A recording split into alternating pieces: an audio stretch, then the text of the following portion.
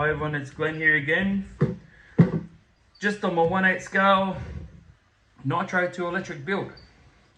Done quite a few modifications since the last time we were here. I've lopped off for the servo. I'm going to leave that on there. It's pretty stable, I can't move it at all. So I've just cleaned up that area there. I've grounded out just a little bit where the spur gear goes, only because it does scrape a little bit on there with the newer electric motor holder, I suppose. I did cut out these holes and add an extra one. Like I said, I'm not the best. They're there though, they work, that's the main thing. So all I've done at the moment was, we're back to this here. So now we're just going to fit this onto the actual chassis, so then we're pretty much ready for everything else to be bolted up to it. So just put my little mount on like that. Sorry, from the last episode, I did change these two cups around. I swapped them around only due because this one here wouldn't go through this hole here, or that way, but this one here did. So now I've swapped them around and it all fits fine, without an issue. So now we're just going to bolt it all up. So we'll do that now. Need the drive shafts too. So we're not going to take this back off once it's on. That's it for the moment. Get this one here for the back.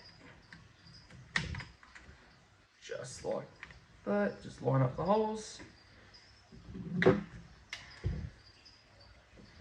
So what I'm going to do, I'm just going to use normal screws, or the coarse thread screws for the plastic. And since the metal one needs the fine screws, what I'm going to do, since it's aluminium to aluminium, or metal screws to aluminium, I'm going to Loctite them ones in, just to make sure they're not going to go anywhere. Well, that's what I normally do. You don't worry about doing that to plastic. Once it's in plastic, it's there. So that's that. And my screwdriver just to button them up a bit more. Like that. Still spins fine. So now I'll just get a little bit of Loctite. Like I said, the holes underneath here aren't the best, but what I want to do for it, it's gonna work. That's all. Like I said, I'm no professional by all means, but this here would be enough for it to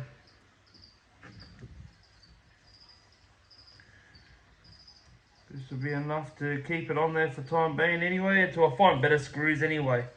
These ones here are the only ones I've had, like the only ones I've got, so that's why I'm using them.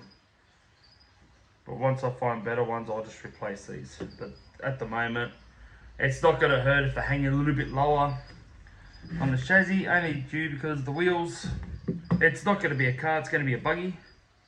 So the buggies are normally higher off the ground, or naturally higher off the ground than the car is, so you don't have to worry about really scrubbing out your screws unless you're doing those massive jumps and you're going to land on pavement or cement to the point where it's just going to scrub them out and stuff them up. But they're high enough where you can always just cut a hole, like cut one little slice into the bottom of them, like just through there. If it's on camera, I'm not too sure, sorry.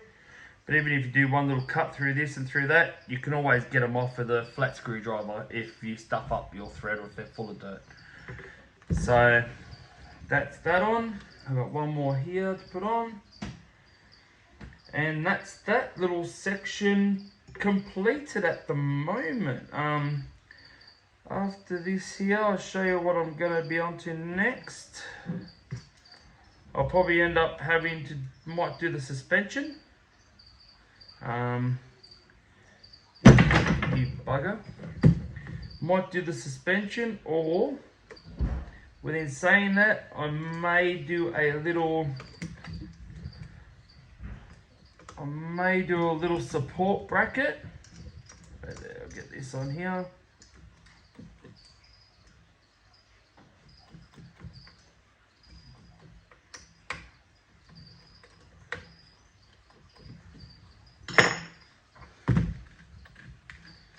See that there?